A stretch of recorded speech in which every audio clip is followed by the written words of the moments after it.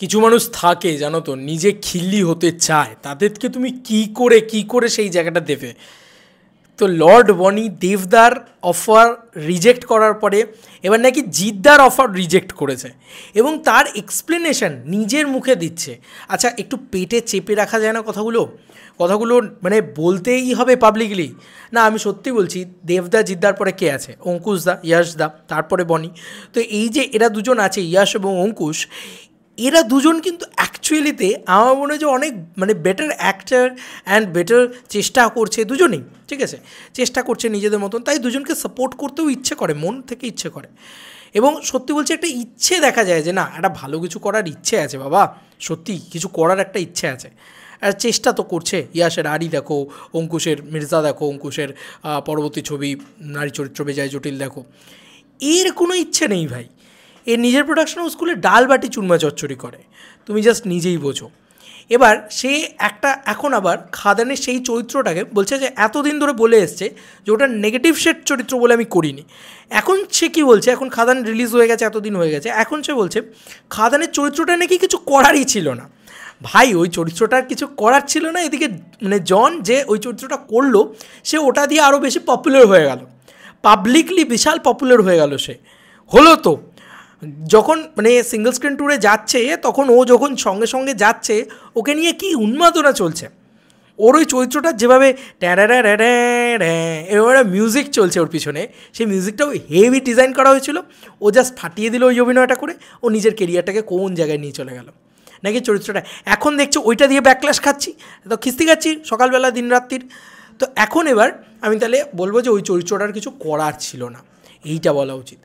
তোমরা কি জানো স্বয়ং দ্য লর্ড বনি, যে 2000 টাকার মাল্টিপ্লেক্স কালেকশন দিতে পারে, সেই লর্ড বনি, যাকে একটা স্যালুট জানাতে হয়, না না মানে বনিদাকে নিয়ে ট্রোল করা যাবে না, বনিদাকে প্রণাম করতে হবে ভাই। এই মানুষটা খাকিদা বেঙ্গল চ্যাপ্টারের পেয়েছিল, অফার পেয়েছিল, সেখানেও একটা চরিত্রের অফার পেয়েছিল ভাই। পাশে জিদ্দার পাশে চুপ করে দাঁড়িয়ে থাকতে বললে সেইটা দাঁড়িয়ে থাকা উচিত ছিল ওর এখন, বাট না, দাদা বলেছে চরিত্রে গুরুত্ব নেই, তাই জন্য আমি করবো না।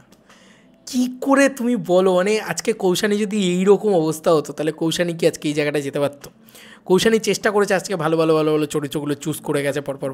একটা ফিমেলের যতটা চুজ করার জায়গা থাকে, একটা মেলের চুজ করার জায়গা থাকে না। পরপর তুমি 10টা ছবি ফ্লপ দিয়েছো, এরপরে কী করে কথাই বলা উচিত না, চুপ করে থাকা উচিত। যা এক্সট্রা আর্টিস্টের চরিত্র দেওয়া হলে করে নেওয়া উচিত।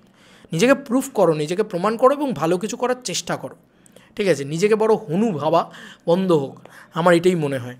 আর যাদেরকে মানে নিজে বাঁচতে, ওই বলে না যে নিজের পিঠ বাঁচাতে গিয়ে তাদের নাম নেওয়া হচ্ছে কি না, ইয়াশ আর বনি, ইয়াশ আর অঙ্কুশের নাম নেওয়া হচ্ছে। ভাই, তারা অনেক অনেক বেটার তোমার থেকে, বোঝা উচিত।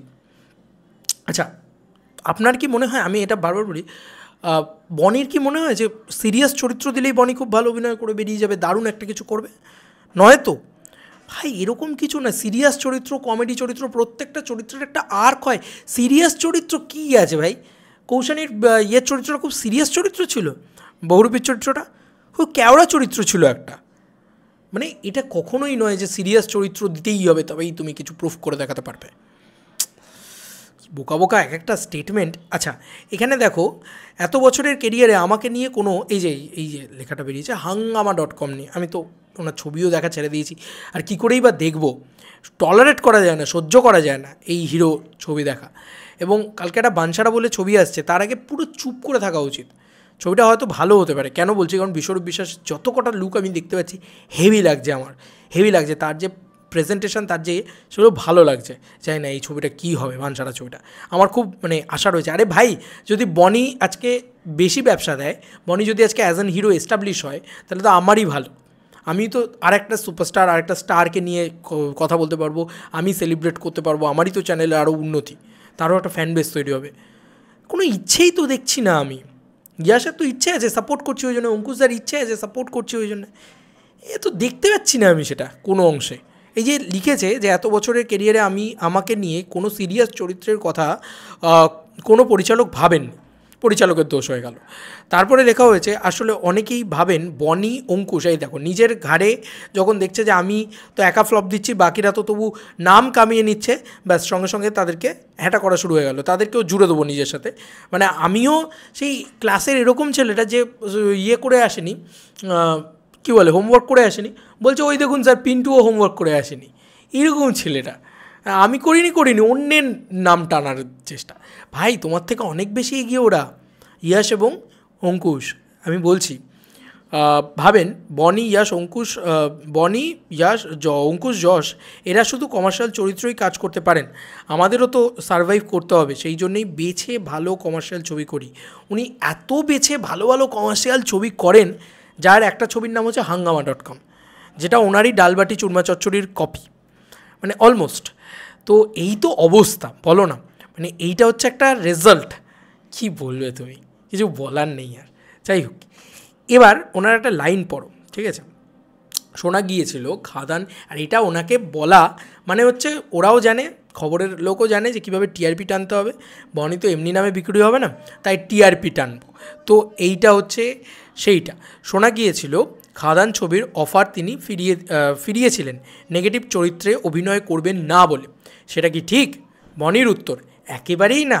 কি সুন্দর পাল্টিবাজ, কি সুন্দর পাল্টি খাচ্ছে। ভাই কয়েকদিন আগের পেপার কাটিং তুমি তুলে দেখে নাও, কয়েকদিন আগের ইন্টারভিউ তুলে দেখে নাও। জাস্ট অরিত্রদারই বোধহয় ইন্টারভিউতে ফার্স্ট টাইম বোধহয় রিভিল করেছিল আমি নেগেটিভ চরিত্র বলে তাই করিনি। মানে মুহূর্তে মুহূর্তে কী করে নিজের স্টেটমেন্ট বদলায়। যাই হোক, মানে ঠিক আছে, তারপরেও কতটা বোকা বোকা দেখো এই স্টেটমেন্টটা। বলছেন একেবারেই না, আমি একজন অভিনেতা, কোনো চরিত্রেই আমার আপত্তি নেই। ও মা, তাই নাকি?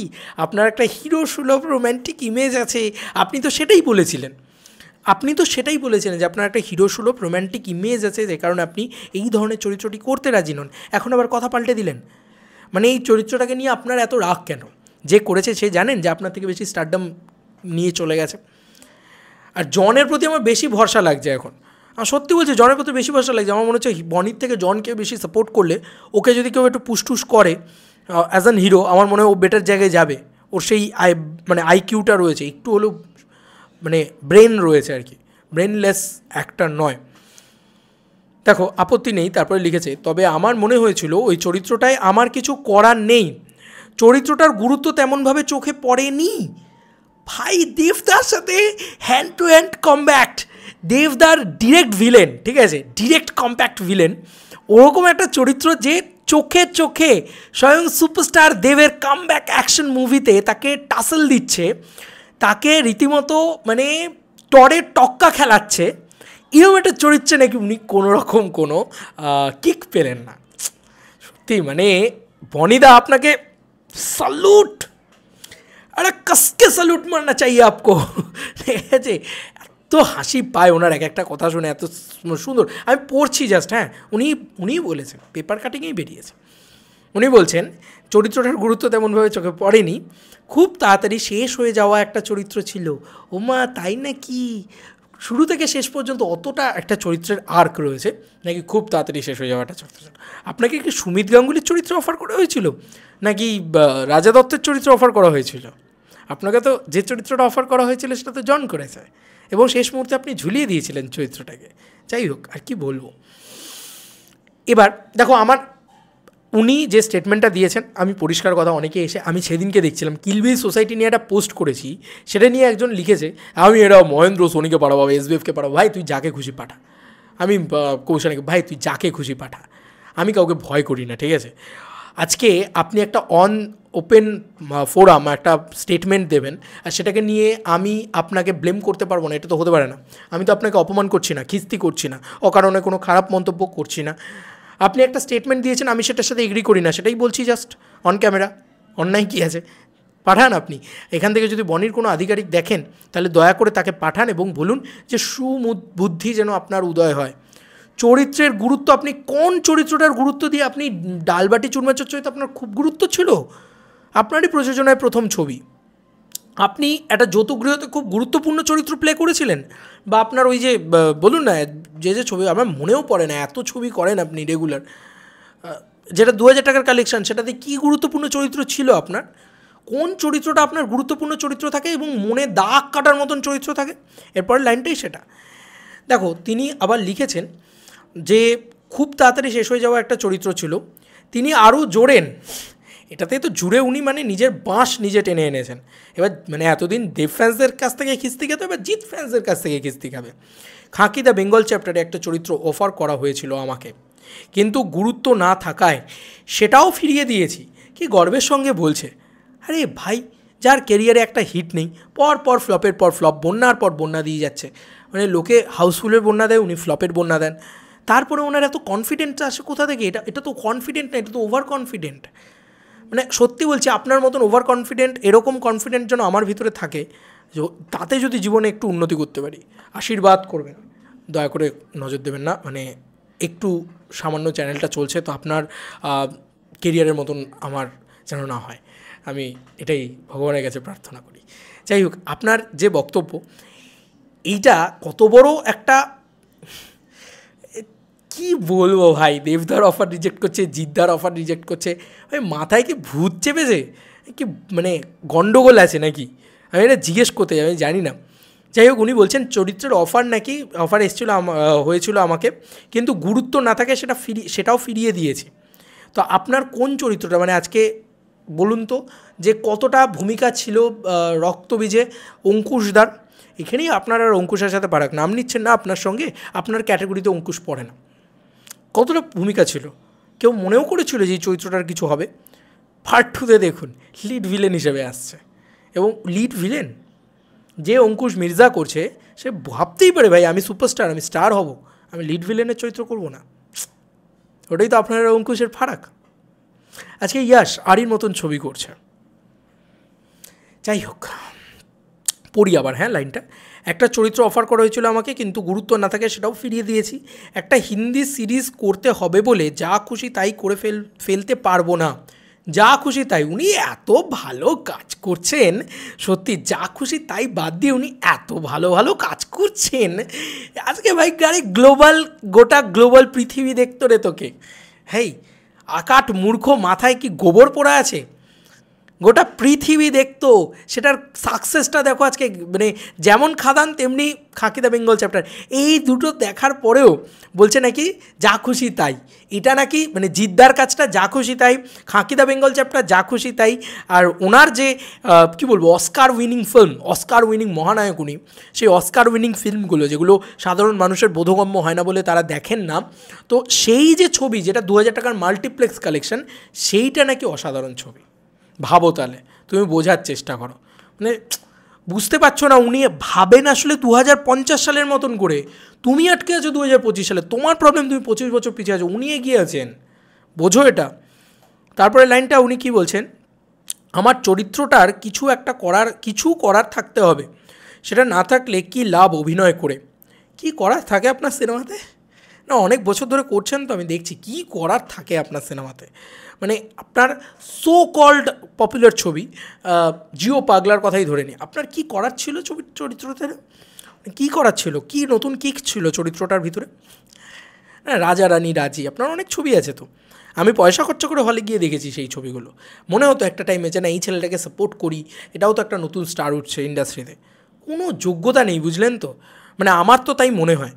এই যে উনি লিখছেন যে আমার চরিত্রটা কিছু করার থাকতে হবে, সেটা না থাকলে কি লাভ অভিনয় করে? কেউ কি মনে রাখবেন চরিত্রটা? আপনার কোন চরিত্রটা, এই যে এত মনে রাখার চরিত্র, আপনি এতগুলো অভিনয় করেছেন, সবকটাই তো আপনি সারভাইভ করার, এক্ষুনি বলবেন আপনি সারভাইভ করার জন্য করেছেন, সব চরিত্র আপনি সারভাইভ করার জন্য করেছেন। আপনার কোন চরিত্রটা মনে রাখার মতন চরিত্র হয়?